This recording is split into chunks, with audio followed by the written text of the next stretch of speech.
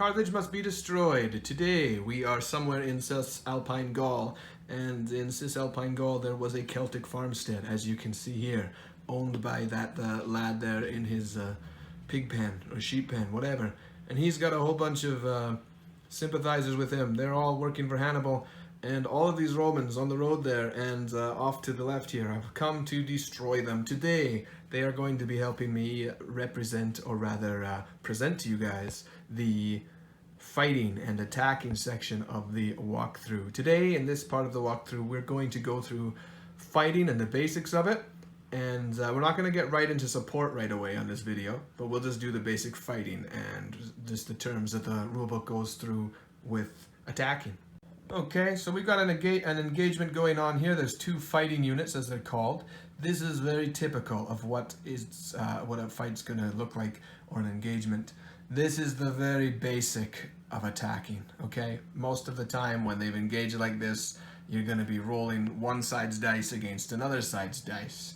Now, just so you guys know, if we had something like this, where a Roman unit has charged the flank of that Italian unit, and I'm just following the the rule book's guide, and let's say that these allies, all these guys are Italian allies, let's say that these Italian allies have charged the flank of these Romans here.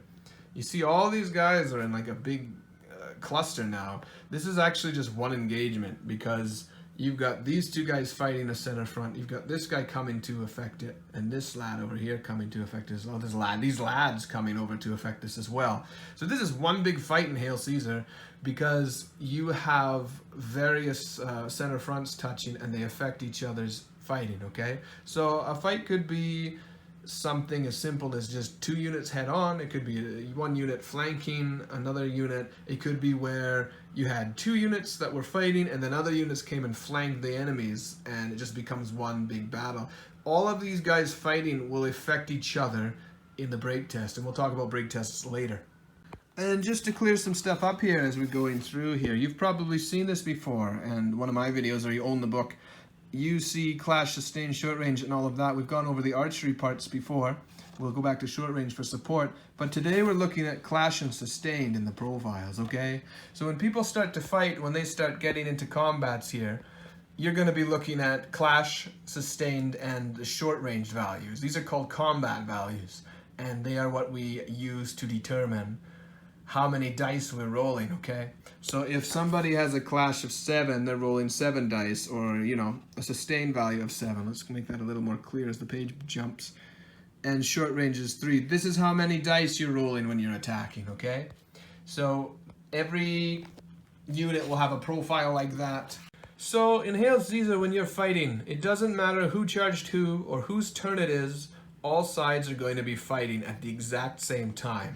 So if it's the Romans' turn, and the Romans are now in their fighting phase, or their battle phase, they are going to fight this unit here. We're just assume that they're all fighting and hitting each other at the same time. However, to represent this in game, we roll one side before the other.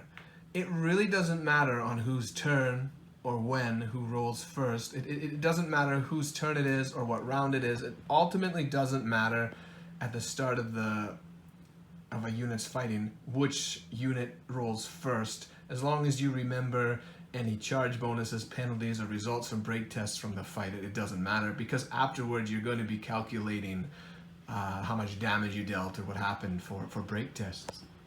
In Hail Caesar, we call combats rounds. A round of combat, okay? I generally don't use this term when I'm actually playing, but that's what the rulebook goes by. So a round of combat is basically every turn that an engagement happens in between two or more units here, right? So if all these guys roll their dice, that's one round of combat, okay? It's important when you're reading the rulebooks to know that term, just so you know, if you find something, you can specify it. So in the actual fighting between units, it doesn't matter who rolls first, but what does matter is which engagement goes first. Generally, what people do is, and according to the rulebook, whoever's turn it is the one who is going to either roll first in the fights. It doesn't matter, as I said, but more importantly, they're going to decide which combat happens first, okay? I've got two combats set up here, two engagements set up here. I've got some Celtic cavalry fighting some velites, and then this cluster here, a bunch of two units fighting and two flankers on either side here. Okay, so we've got two fights here. If it's the Romans' turn, the Roman player could decide, I want to work out this engagement first, or I want to work out this one first, or vice versa. You know, you can as the player, whoever's turn it is, decide what order to do the engagements in what order to do the fighting in. So it's important to kind of strategize what you want to do. There may be situations, and you'll see it later in the walkthrough, where you can potentially defeat an enemy and get in another fight depending on the order you resolve a combat. Or certain events may happen depending on the order of the combat that you do. So if it's the Romans' turn here and I say, well, there's a big fight here, but I feel like I should resolve this small fight first, you could do that. Or if you want to ignore the small fight first and it's the Romans' turn, they could choose to do this one. The same on their turn. When it's the opponent's turn, whoever's turn it is going to, or whoever's turn it is after the shooting and command phase and all of that, they decide the order of the engagements they want to solve. Alright, so let's say that it's the Italian ally, it's the Carthaginian turn, and they charge here. When they get to their fighting phase, because it's their turn, they may say, you know, I want these guys to roll first because they charge, right? That's just an example. And then the Italian ally turn would roll his dice here for this unit, and he'd also roll the dice for that unit. And then we'd calculate how many hits or how he'd distribute them and figure out some results. And then the Roman player, after this player, the Italian ally player, has completely rolled all his attacks and seen if he's dealt any damage. The Roman player would immediately roll back to see what kind of damage they would do. And then they would compare the results to see who won the fight or if anyone's shattered or broken. We looked at the combat values, and every unit has this clash and this sustained. Clash here does not mean a unit's combat value for when they charge. What clash means is that it's the value used in the first round between two units in an engagement. Okay, it doesn't matter if they are already in an engagement, as long as a new unit comes in contacts with them, both sides are using the clash value. So this unit's clash value is 6 for a medium unit, that's typical, and this is a small heavy unit, it's 5. So even though these guys were fighting here previously to the front, they have a clash value of 5, and they compare with this unit's clash value. So clash values are for the first round of the engagement. And then on the flip side, these two units have been fighting for a while. They don't use the clash value. They're in their second round of combat between each other. They're using their sustained value. Now, on these kind of units here, they're basic infantry units, so a lot of the clash and sustain are the same. You'll notice with the Romans especially, a lot of heavy units of their standard will say 7 clash, 7 sustained. But there's some units that have a really high clash value, like Gauls or cavalry, because it's just assumed that in the initial combat they've kind of charged and smashed into each other, so they raise the clash value. So some units are potentially better at fighting, or rather get better dice rolls, or more dice rolls I should say, in the clash. So the rulebook gets into sizes of units, and I'm not going to get too much into this, but basically every standard unit, let's say that my standard here is this unit. It's let's call it the 160 millimeter. It is 160 millimeter. My frontage here is 160 millimeter. This is my standard unit, and say the standard unit for medium infantry is 6.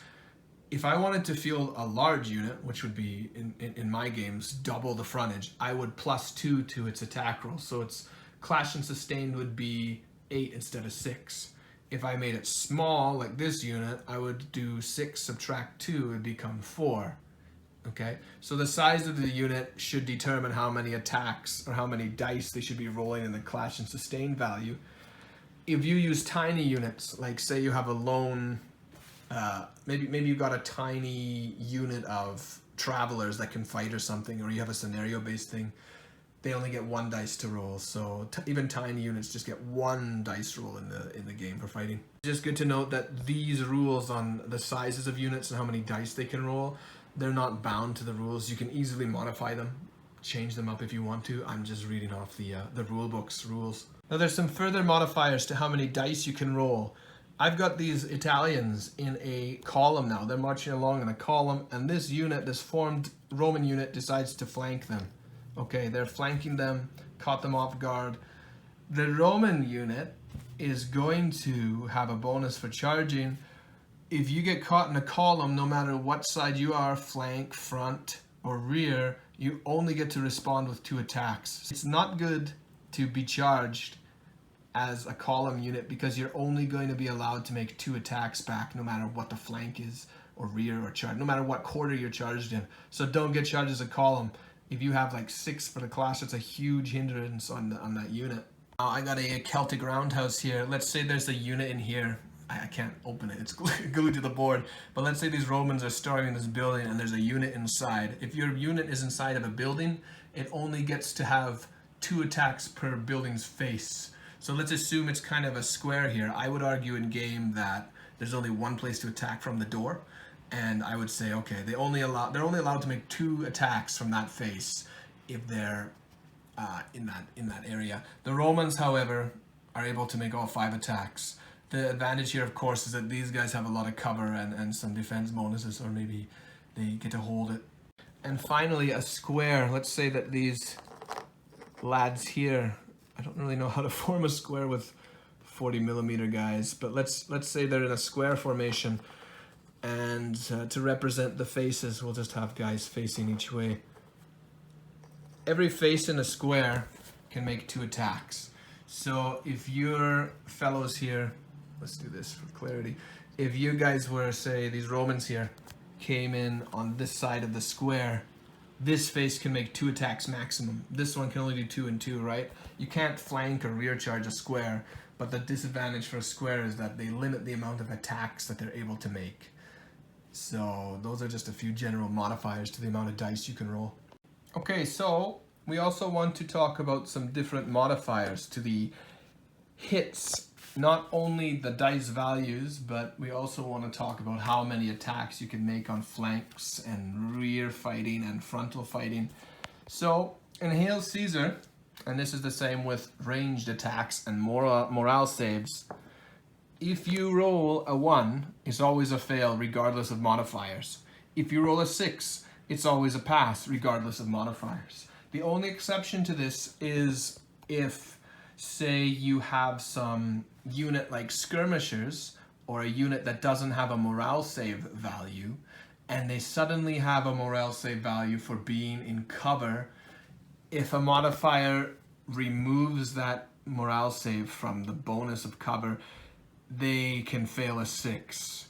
What do I mean by that? I mean that basically if the profile starts with an armor save, or I should say if the profile starts with a morale save, then it will always pass on a 6. But if it does not have a morale save and it gained one through cover or something like that, it can be negated. So basically, if your profile states that it has a morale save, it can always save on a 6. So to in saving, 1's a fail and a 6 is always a pass. So how do we distribute attacks? Okay, let's say that these guys charge here. They hit the front. There's only a unit engaged to the front of this unit here. So they're both at the fronts. All their attacks go to that front unit. What happens if this guy's got a single front and suddenly he's fighting 2 units? Now there's 2 small units fighting this front. This happens a lot in my games. These guys have to, as equally as possible, distribute his attacks between both units. He can't just plug 6 attacks into one unit. He would have to put 3 on that one and then 3 on that one. If he had 7 for the clash and sustain value, which many heavy standard units do, he could choose to put 4 on them or 3 on them. It'd be up to the player attacking to doing the fighting. So here we've got a Roman unit that has flanked this Italian unit. There's a unit to this Italian's front and a unit to the flank. You must always put half of your attacks to the front, always. It's not just at least half, it's half. You have to put half. In the case that it had, say, a 7 sustained or 7 clash for heavy units, you can't do under half to the sides. You'd have to put 4 to the front. And then you could put 3 to the side here, okay? Now, if this unit wasn't here, and he was just flanked, he can only respond with 3 attacks. Okay, that's a disadvantage to being flanked. You can't put all your attacks into the flank. You can only put half of them. We'll say that no more than half. So if he had a 7 value, he has a 6, so it's easy, it's just 3. But if he had a 7 value, it would still be 3 because you can never put more than half of the attacks into a flank, no matter what. So getting flanked at any point is not good. You lose your attack values. He could ignore the flank. Like, let's say that these guys are fighting here and these guys came in and flanked. He could decide, I'm going to completely ignore that flank and throw all my attacks to the front if he wanted to. He could do that. It really depends on what he's fighting and how he's fighting it. On this situation here, in this engagement, this unit has given this Italian allied unit a rear charge. In this case, he's not engaged. This Italian allied unit is not engaged by anything else surrounding it. There's only the unit attacking back. In this case, he could put all 6 of his attacks at him. But if, say, another unit came and they got sandwiched in between here, most of their attacks would have to go to the front. In this case, it's okay because it's only 6. So 3 would go there and 3 would go to the back. So if you are engaged to the front, you could only choose to put all the attacks to the front or divide them by half, right? And yeah, and if he wasn't here, then he could do all 6. But otherwise, if you got a guy to the front and you get rear charge, you can't put them all in the back. Only if there's nothing occupying the front can you put all the attacks into the back. All right, so that's distributing attacks. Now let's talk about some modifiers to your rolls. If your unit charges, and they're the chargers, you get +1 to your roll. So say that you have 5 for these Romans, and normally they hit on a 4, 5, and 6. That's the normal value for hitting an enemy. If you got to roll a 4, 5, 6 to hit, because they charge, they can +1 to that. So now it's going to become a 3, 4, 5, and 6 to hit because they charged. Let's say these guys are fighting and they go into the next turn, which would be the second round of combat, and the Romans, after their charge, cause these guys to fall back a bit through battle results, which we'll go through later, combat results, and they continued on fighting. We would consider this Roman unit to be winning because they're pushing this unit back. Again, they would have a +1 modifier to their attack rolls, so they would head on a 3, 4, 5, and 6 again. These guys here are only hitting on 4, 5, and 6s, unless they became shaken. If a unit is shaken, it's -1. So say that these Romans went up, they're winning, but they cause enough wounds to cause these guys' stamina value to go low enough to become shaken. Instead of a 4, 5, and 6, these guys would now respond with a 5 and 6. It's -1 for being shaken. It's also -1 for being disordered, but they don't stack. So your unit could be disordered, it would be -1. Your unit could be shaken, it'd be -1. If they're both disordered and shaken in the fight, they're still -1. It doesn't stack with each other. You don't want either of them in a fight, to be honest. If your units are fighting an open order formation, they will be -1 to hit on their attack rolls.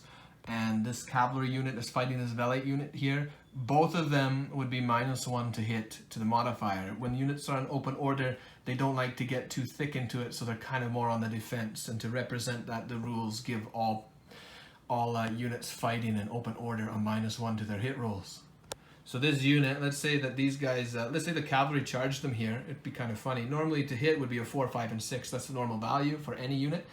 And say they charged, the charge would be +1, so it'd be 3, 4, 5, and 6. But because they're in open order, it would drop down to -1. It'd be 4, 5, 6 because of that negation. And these valites fighting in open order would only be 5 and 6 because they're -1 for being in open order. Does that make sense? And if you are flanked, or you are in a rear combat, okay? So let's say that this unit has been sandwiched here. He's got 2 flankers. It's -1 to hit for this Italian unit. It doesn't matter how many people are flanking or how many people would be fighting in your rear. All sides, all faces, this whole unit would get -1 to any roll, even fighting someone to their front. And this doesn't stack. He doesn't have -2 because there's both a rear and a flanker. He just is -1 for being flanked and or rear attacked. And the last modifier to hit rolls is an uphill advantage. Here these triarii have been standing on a hill for some time, and these foolish light infantry decide to charge them. These triarii would have +1 to their hit, so they would be hitting on 3, 4, 5, and 6. But these guys also charged, so they would also be hitting on a 3, 4, 5, and 6, okay? For the uphill advantage, your unit has to have been stationary and not have moved from the previous round of combat to count as having that +1 to the uphill advantage. If it's the fresh flight, like if it's a fresh fight and they just clashed, they will get the +1 because there was no previous round. It is the first round, so they would get +1 for just standing on that hill, for being there. But if these guys won and they pursued, let's say they win and they pursue these guys back the 6 inches, if they're still uphill here, because they moved, they won't have that advantage. They will have the +1 for winning though. Morale saves. Morale saves work exactly the same as the ranged. We talked about this in the ranged part of the Hail Caesar walkthrough. I don't remember what video it is. Basically, every unit has a different, let's call it, profile for their save on their morale save value. What it normally is that skirmishers have no morale save. Okay, they just don't have enough armor to have a morale save. It's not just armor, I should say. It could be their resolve in battle. Morale save here doesn't necessarily mean you have a lot of armor. It just means how well you are at saving attacks. It could be parrying, it could be armor, it could be their sheer willpower, whatever, right? So yeah, skirmishers typically have 0. If it's a light cavalry or light infantry, it's going to be a 6, which means you have to roll a 6 to save. If it's medium cavalry or medium infantry, it's going to be 5, 6, and heavies will be 4, 5, and 6. And 4, 5, 6 is the highest unmodified you could possibly have on a unit. There might be some exceptions. I don't know if cataphracts have a higher one, but basically it's going to be 4, 5, 6 for heavies, and 5, 6 medium, and lights will be 6 and up. So here behind this wattle fence in the Celtic farmstead, we have some light infantry that have taken up a position, a defensive position behind this wattle fence. It's important before you play a game to determine what kind of terrain is doing what. I'm going to say for this example that this wattle fence counts as basic cover. Basic cover gives +1 to the morale save of a unit that's defending it. If they were inside of a building here, their morale save would be +2. So, and if this, let's say this was a fortress or a castle, it would be +3. So it's important to determine what your terrain values and what the terrain can do in each game is before you play, because that may have cover for you. Cover works in both shooting and it also works in melee. We'll deal with the melee morale save here. So these guys are behind this fence here, and these Romans charge. If you use common sense, you'd say that these guys had a position of cover and would therefore +1 to their morale. They're normally a 6 and up. It'd be a 5 and 6 for this morale save. It may not matter against Pila, but we'll go against that later, and I'll tell you why later. But let's just say for this example, behind that cover there are 5 and 6. If these guys lose, they've lost that cover value. They'd have to be pushed back and these Romans would follow.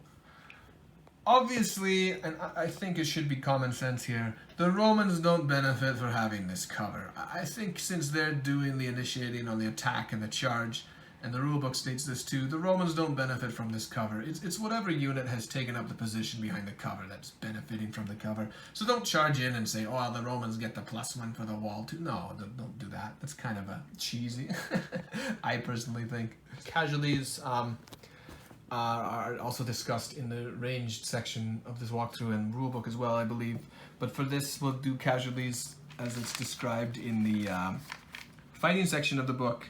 That's basically how much damage you can take before bad things start happening to your unit. You look at the profile of the unit, they all have a stamina value. Basically, for standard units, it's 6. Smaller units are typically 4. And I don't remember the large one. The large unit will have more. I think it's either 8 or 10, I don't remember. But in any case, everyone has a stamina value. That's the amount of damage that the unit can take before it becomes shaken or becomes shattered. So let's just give you a run through here. Say these guys charge these 2 units head on. I don't know why they would, but let's just say they do. And these Romans here get a massive 10 points of damage on this unit. Their value is 6. They cause 10 casualties to this unit. That means that they're going to be now going to be shaken. Once they reach 6 on the stamina value from casualties, then they're going to be shaken, and then they'll have negations and other things will happen. Casualties can never exceed the stamina value. So even if these guys dealt 6, let's say, okay, these guys dealt 10 casualties to them, and then this unit survives, they retreat, and the combat continues, the unit will only have 6 casualties on it. Any excess casualties caused over 6, or whatever their profile value is, are discarded after that round is resolved, after that round or that engagement of that turn or that round is resolved, okay? So you can never have more than 6 stuck on a unit. I'll say this now and we'll look at it later for a better example when we get to support.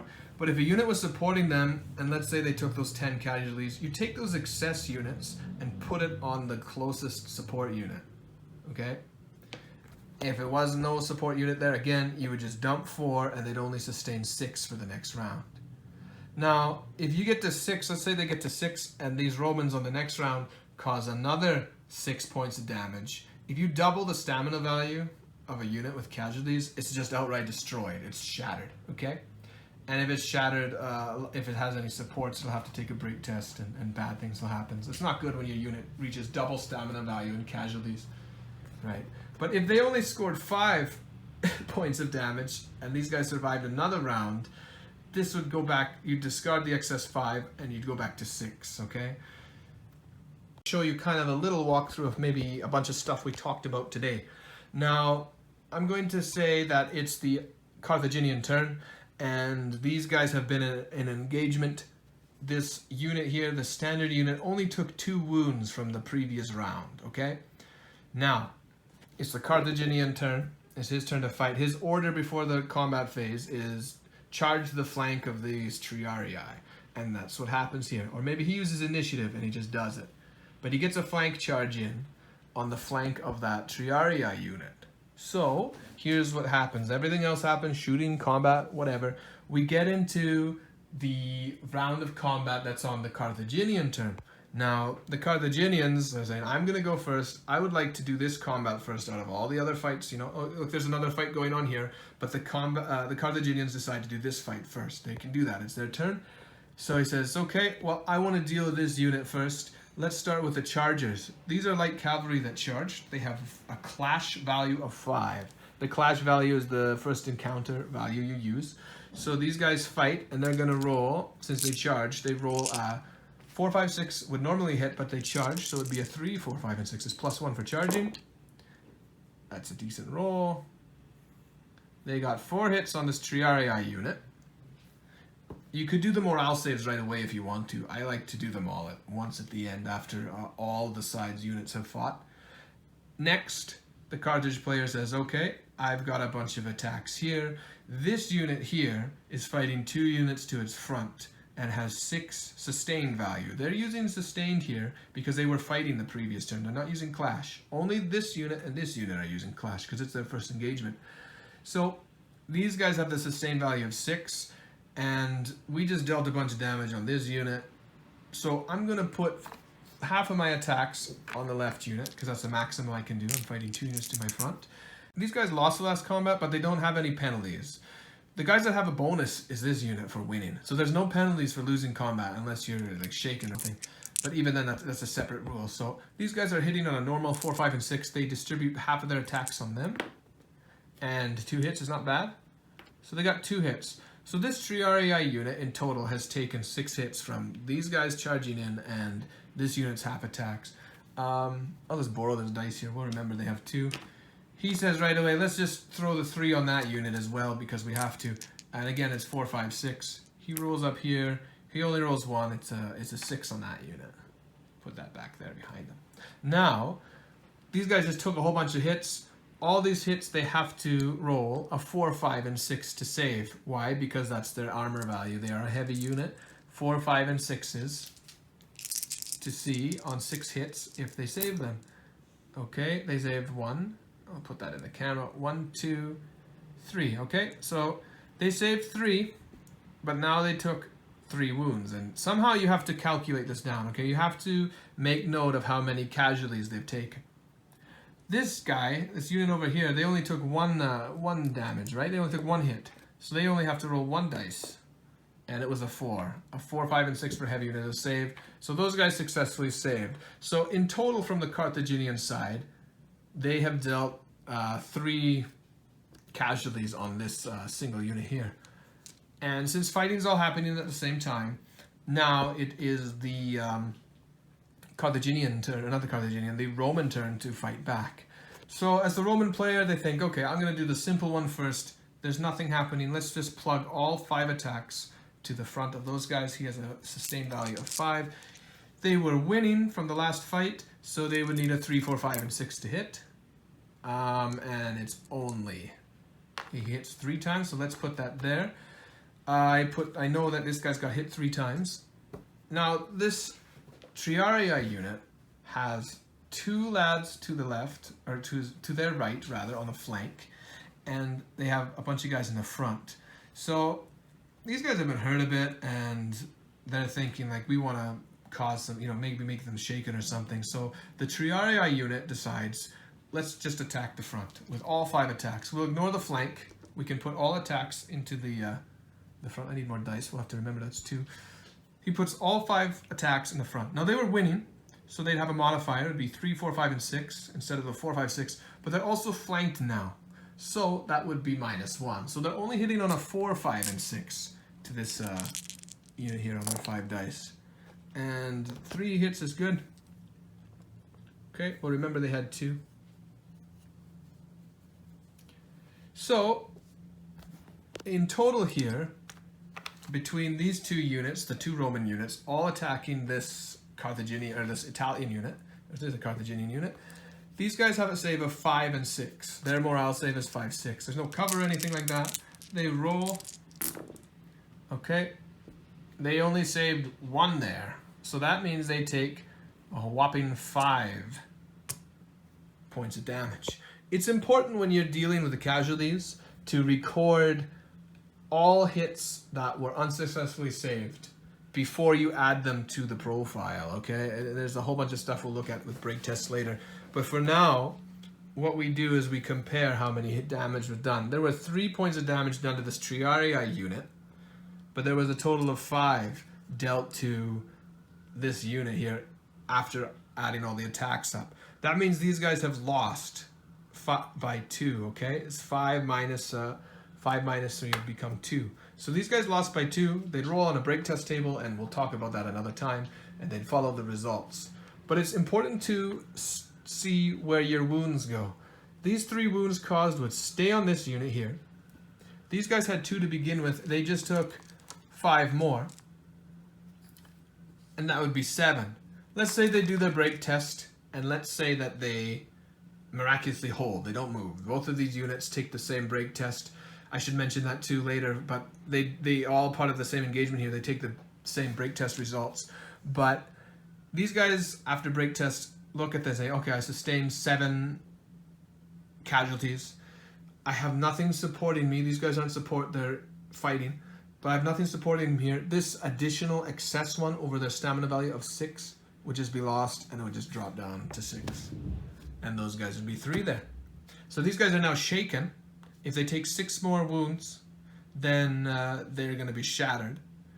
But if in the next round of combat, the Romans only did another 3 wounds, let's just say, and they go to 9, those 3 in the next round will be discarded again, and then you start again from the 6, okay?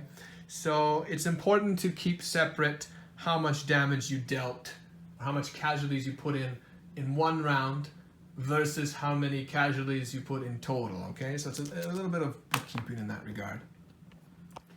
So if you guys aren't clear on anything, please let me know.